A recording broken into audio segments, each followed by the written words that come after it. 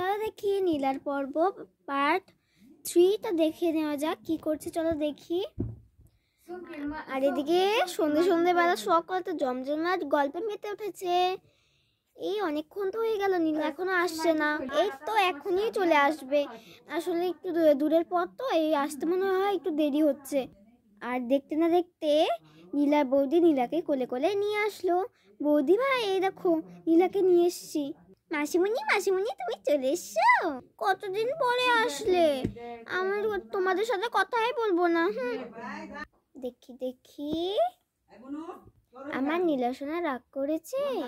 আসলে আমাদের তো পড়াশোনা করতে হয়, এখন বড় হয়েছে না, তার জন্য তোমার জন্য অনেক গিফট নিয়ে এসেছি। জানো কি গিফট নিয়ে এসছো?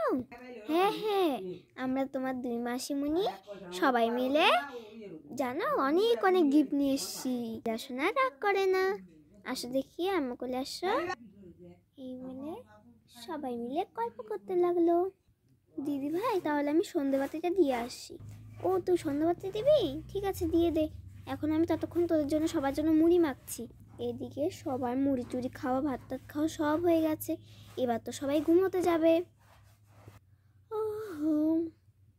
অনেক ঘুম পাচ্ছে, যাই শুয়ে পড়ি। এখন সবাই মিলে এখন ঘুমোতে যাবে।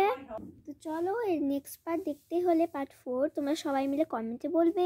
যদি বলো তাহলে এই নীলার পর্বে নেক্সট পার্ট আসবে। তো বন্ধুরা, এখনকার মতো টাটা।